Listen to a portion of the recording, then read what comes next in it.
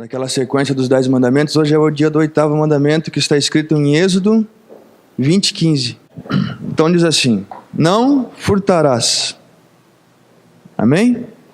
Porque todo mundo tem o direito de ter suas coisas, certo? Isso é um direito que Deus nos deu, de trabalhar, de conseguir as coisas, você planeja a tua vida, traça os teus planos e vai atrás, e com o passar do tempo você vai conseguindo. Isso é um direito teu, isso não é errado. É um direito que Deus nos deu, de trabalhar e conseguir as coisas. Mas, em determinado momento, vem alguém e simplesmente, sem esforço algum, se aposta daquilo que foi o teu esforço, entendeu? Isso é roubo. E isso é a gravidade de se roubar, A pessoa está se... Primeiro que ela se aproveitou da facilidade, Foi pelo caminho mais fácil e se apossou de uma coisa do teu trabalho de muito tempo, Não é apenas um objeto. A questão não é o objeto ou o material, qualquer coisa que seja. A questão é o esforço que você empregou naquilo. É o teu suor de acordar cedo, de trabalhar horas a fio durante o dia, entendeu?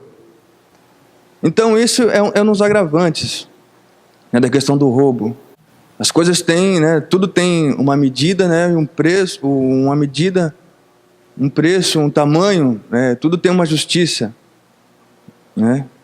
E tudo que se passa das proporções acaba se tornando ilícito, E o 8º mandamento, ele vai de encontro, a gente está ligando, os mandamentos com as pragas. A 8ª praga foi a praga dos gafanhotos, Interessante que o gafanhoto, às vezes, por exemplo, em Deuteronômio 28:38, quando é proferido aquelas bênçãos e aquelas maldições, o gafanhoto aparece ali como um símbolo de ruína, de não prosperidade do teu trabalho, entendeu? Diz assim: lançarás muita semente ao campo, porém colherás pouco, porque o gafanhoto a consumirá. Então, quer dizer, nessas circunstâncias aqui, o gafanhoto aparece como o trabalho da pessoa não rende, as coisas não acontecem, uma coisa que... E essa foi a 8ª praga, o gafanhoto, E o gafanhoto, e essa praga dos gafanhotos consumiu, porque já estávamos aqui na 8ª praga, então já tinha a primeira, a segunda, a terceira, então o Egito já estava com uma certa destruição, Tinha pouca plantação, já tinha poucas árvores, tinha poucos animais, tinha poucos recursos, certo? Mas não por completo, ainda tinha um pouco. Mas essa dos gafanhotos aqui, se tivesse plantação, os recursos, os gafanhotos acabaram, zerou, Levou os recursos que ainda tinham a zero. Não sobrou mais nada. E se a gente for ver, a história do Egito, pelo menos a prosperidade do Egito, em termos econômicos, ela começou com um servo de Deus chamado José. Por ele foi por ele, pela presença de um justo, pela presença do servo de Deus nas terras do Egito, foi que o Egito começou a prosperar. Ele chegou lá como escravo, os irmãos conhecem a história. E as atitudes de justiça dele diante das circunstâncias que ele viveu lá, foi que aos poucos foi trazendo a presença e a prosperidade sobre o Egito. O sonho das vacas, Foi por o discernimento desse sonho que eles tiveram o plano de guardar mantimento, entendeu? Foi uma estratégia que Deus deu. Deus vai acontecer isso nos próximos 14 anos, Só que ninguém mais sabia disso. Só quem sabia disso era o Egito. Então ele soube se preparar para o que aconteceria no futuro. E eles ajuntaram mantimento e guardaram durante 7 anos. depois que veio 7 anos de ruína, né, de seca, onde as pessoas, passou um ano, começou a acabar em todo lugar o mantimento. Onde as pessoas iam comprar? No Egito. Em 1 ano, 2 anos, 3 anos, 4 anos, eles enriqueceram, simplesmente enriqueceram. Certo? Ficaram ricos. Então, foi a presença do justo, José, o servo de Deus, que fez o Egito crescer. Mas isso não é considerado escravidão. Foi Deus que revelou, foi Deus que deu a prosperidade, né? A escravidão, né, o roubo, digamos assim, a parte ilícita da coisa começou quando os egípcios começaram a dominar eles de forma que eles trabalhassem, né, e começassem a trabalhar e começaram a ficar ricos com o esforço dos outros, né, com o esforço dos escravos. Isso subiu diante de Deus como uma coisa errada. Então, quer dizer, nós nos beneficiarmos com o esforço dos outros é o que é errado, entendeu? O que pode ser considerado roubo diante de Deus. Por que um patrão, porque aqui tem muitos funcionários, por exemplo, né? Muitas pessoas trabalham para ele, mas ele, que é o dono do negócio, com certeza trabalhou e trabalha muito mais do que qualquer um dos funcionários que ele tem, entendeu? Porque ele é que é o cabeça, ele comanda. Então isso é que é a justiça diante de Deus, entendeu? A partir do momento que inverter a situação, entendeu? Isso é a raiz, pode ser a raiz de ruína, entendeu? Os esforços começarem a se inverter, entendeu? Isso começa a subir diante de Deus como uma coisa errada. Sempre nós temos que nos esforçarmos, nós temos que... A prosperidade tem que sair do nosso esforço, entendeu? Sempre. Por mais que nós tenhamos muita gente como companheiros, trabalhamos numa equipe, mas a nossa parte tem que ser feita. Porque senão a gente pode estar se beneficiando de forma errada do esforço dos outros, entendeu? E isso é que a escravidão fez. Eles se beneficiaram e cresceram com o esforço que não era deles. Obviamente por isso que eles não queriam deixar o povo sair. Porque o povo estava rendendo para eles, entendeu? O povo estava rendendo. E uma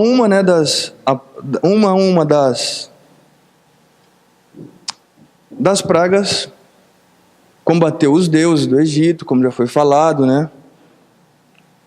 Mas com certeza os deuses do Egito não foi suficiente para poder de Deus, né? E o Egito aos poucos foi se destruindo. Então quer dizer, Deus deu a riqueza do Egito e Deus mesmo foi quem tirou. Então uma outra coisa que a gente pode observar aqui, é o outro lado da história, é que com certeza onde o servo de Deus está, né? O servo de Deus que é justo nas suas atitudes e independente do que lhe aconteça ao redor, ele é servo de Deus, né? Com certeza esse lugar prospera, não tem como, né? Como os irmãos bem sabem, prosperidade às vezes não é só dinheiro, né? Não é só riqueza, não é só bens. O lugar prospera. No mínimo, o serviço sai bem feito. No mínimo.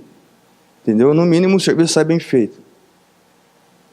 E com certeza, um serviço bem feito em qualquer lugar é sinônimo de prosperidade, porque as pessoas vão olhar, vão se interessar, não tem como, entendeu? A pessoa que carrega a glória de Deus, ela traz prosperidade para o lugar. Entendeu?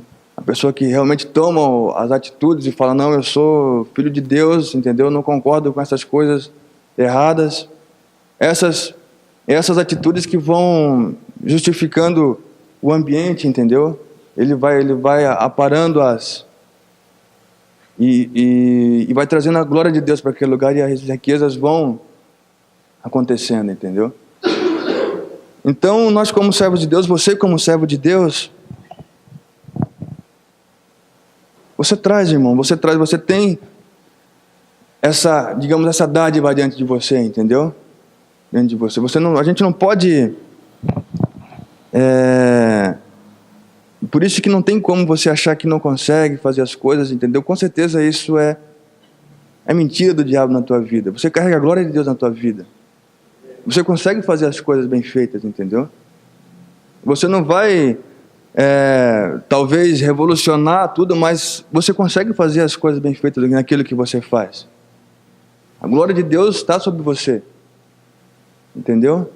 Você consegue fazer, não tem como você não conseguir. Se você não está conseguindo fazer as coisas bem feitas, as coisas certas, trazer vida, trazer prosperidade para o lugar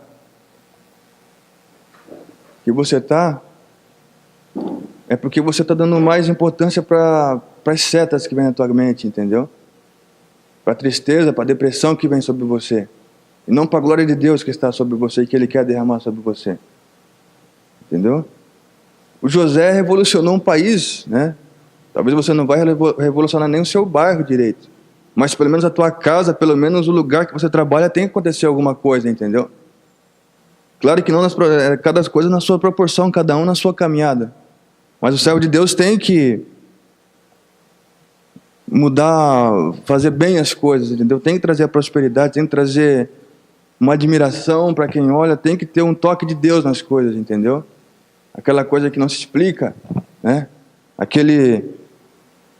Muitas vezes as pessoas olham para um crente e falam, mas tem alguma coisa diferente, entendeu? Essa coisa diferente que os filhos de Deus têm que ter. E claro que, diante de toda aquela destruição, os servos de Faraó começaram a perceber que tinha alguma coisa divina acontecendo, porque eles tinham até uma deusa para combater contra os gafanhotos. Havia praga de gafanhotos, né? Então eles tinham uma deusa para proteger, né, as plantações dele. Mas não nas proporções que foi aquele, não nas proporções, né, das coisas anteriores que aconteceram. Uma praga normal, né? Nós temos tempestades, às vezes acontece um vento que destelha casas, né? Mas isso é normal, né? Mas as coisas que aconteciam, as pragas foram desproporcionais, foram coisas não naturais, entendeu? Então os servos, os ajudantes, aqueles que viviam lá perto do faraó, começaram a perceber que tinha alguma coisa errada ali, que tinha alguma coisa a mais anormal acontecendo. E eles mesmos começaram a aconselhar, né, digamos, faraó a deixar o povo ir. Mas ele insistia e não deixava. A gente sabe que Deus endureceu o coração de Faraó, né? Então Deus mandava Moisés ir lá pedir para o povo sair, mas aí o próprio Deus vinha aqui, endurecia o coração de Faraó. E Faraó não deixava ir. E mais uma vez, mais uma vez, mais uma vez, mais uma vez, mais uma vez, mais uma vez. E o que foi acontecendo durante a caminhada? O país foi sendo destruído. O país foi sendo arruinado. Se tornou miserável. Entendeu? Não, mas Deus foi mal? Não, Deus não foi mal. Deus é justo, né? Deus é justo. Então, quer dizer que um dia Deus vai julgar as injustiças que acontecem no mundo hoje, mas com certeza que Deus vai julgar. É por isso que nós não devemos falar muito sobre essas coisas, porque isso compete a Deus, entendeu? Uma coisa muito interessante que já foi falada nas outras pregações é que o Egito se arruinou financeiramente, todos os deuses deles foi comprovado e provado que não são maior que Deus, inclusive na travessia do Mar Vermelho, os melhores soldados do exército e os equipamentos, né, como se fossem os tanques de guerras hoje, desapareceram dentro do mar. Quer dizer, eles não tiveram mais nada, entendeu? Talvez quando aconteceu isso, quando o mar se abriu, foi que Moisés talvez entendeu. Então foi por isso que eu fui 1, 2, 3, 4, 5, 6, 7, 8, 9, 10, e não aconteceu nada. Agora que começou, entendeu? Agora que aconteceu. Talvez a gente só vai entender as coisas quando aconteceu o desfecho das coisas, né? Quando realmente sacramentar e não, pronto, aconteceu. Aí a gente vai começar a pensar, analisar, para daí chegar numa conclusão, entendeu? Então, cuidado quando você estiver cansado, entendeu? Quando você já perseverou muito com alguma coisa, e essa coisa não aconteceu ainda, entendeu? Porque é aí que o diabo vai tentar te tirar do foco, entendeu? O que a gente tem que se focar não é no que é melhor ou no que é pior, é no que Deus disse, entendeu? Deus fala com você ou não fala? Deus fala com você, irmão. Deus te dá a direção, entendeu? Deus te dá para onde você ir. Você não está assim largado no vento. Se nós abrimos mão daquilo que Deus nos deu, daquilo que foi o esforço do nosso trabalho, nós acabamos nos tornando culpados, entendeu? Porque isso é uma injustiça diante de Deus. Isso é uma injustiça. Então, é certo proteger as coisas que nós conseguimos? Com certeza é certo. Entendeu? Com certeza é certo você... Claro que os irmãos estão entendendo que não estamos falando de se apegar às coisas, não tem nada a ver, mas agrada a Deus que nós cuidamos das coisas que Ele nos deu, entendeu? Das coisas que você conseguiu com o teu esforço, com o teu trabalho, com a tua labuta. Amém? Isso, Deus se agrada dessas coisas. Então você não abre mão das coisas que Deus te deu, sejam espirituais, sejam financeiras, seja físico, seja emocional, entendeu? Você não abre você não abre mão daquilo que Deus te deu, não importa o que seja. Você não pode abrir mão. Quanto mais, irmãos, Deus cuida das coisas nos mínimos detalhes. Os detalhes é que faz as diferenças para Deus, entendeu? Nas coisas, não só o geral, mas os detalhes, entendeu? Os detalhes. De repente começou a ter no coração de Faraó alguma espécie de arrependimento, irmãos. Mas na verdade o arrependimento de Deus, ele vem para todo mundo, vem para todos. A consciência de que eu sou um pecador, todo mundo tem um dia. Não foi você que um belo dia acordou, olhou para o céu e falou, meu Deus, como eu sou pecador, entendeu? E daí você virou crente. Foi o Espírito Santo que um dia colocou isso para você. Foi o Espírito Santo que um dia colocou isso para você.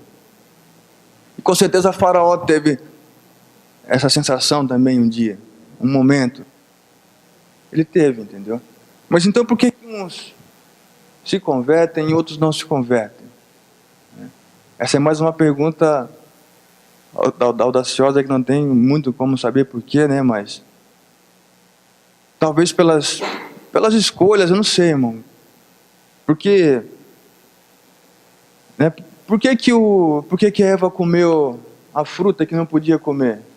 Porque ela quis. Não tem um porquê. Foi porque ela quis. A gente só faz aquilo que a gente quer. É ou não é? Não tem como a gente fazer aquilo que a gente não quer. A gente só faz aquilo que a gente quer. Mesmo sob tortura, cara, mas eu não faço, então me mata, porque eu não vou fazer. Eu morro, mas eu não faço. Na verdade, a gente só faz aquilo que quer. E aquilo que bem agrada, entendeu? E nisso Deus não toca. Entendeu? Muitas vezes quando Jesus curava alguém, o que ele falava para esses alguém? A tua fé te curou, tudo bem, mas mais difícil é perdoar os pecados do que curar. Curar para Deus é assim. Ele fala, seja curado, e a pessoa é curada. Glória a Deus. Mas e a cura interior dos pecados? Como é que faz? Né? Deus dá a honra, a graça, né, de a pessoa descobrir que além dela doente fisicamente, ela era doente espiritualmente pelo pecado. Mas será que a pessoa vai querer isso? Vai querer reconhecer que ela é uma pecadora? Nisso Deus não mexe, entendeu? Nessas coisas, nesse exato ponto é que Deus não mexe. Então é por isso que para Jesus era muito mais fácil curar. Eu acho que ele se esgotava muito mais pregando e tendo que lidar em convencer as pessoas dos pecados delas do que em curar, porque curar, né? De repente, muitos daqueles doentes que ele curou, muitos daqueles paralíticos que ele curou, que Jesus curou lá no Novo Testamento, se não tivessem sido cegos, se não tivessem sido paralíticos, nunca teriam tido um encontro com ele. Entendeu? De repente, a doença foi um meio que Jesus encontrou para poder de um dia ter um encontro com eles. Mas o foco de Jesus não era a doença, era o coração daquela pessoa, entendeu? Então, às vezes dá certo, às vezes não dá, não tem como saber. Mas a verdade é que quem se converte ou não, é a pessoa que decide. Entendeu, irmão? Então, o faraó não se converteu, não quis, porque ele não quis mesmo. Entendeu? Ele não quis. Ele simplesmente trancou o coração e ele não quis. Entendeu? Assim como Deus trancou o coração dele, mas Deus deu arrependimento para ele, Deus mostrou que Deus é Deus, entendeu?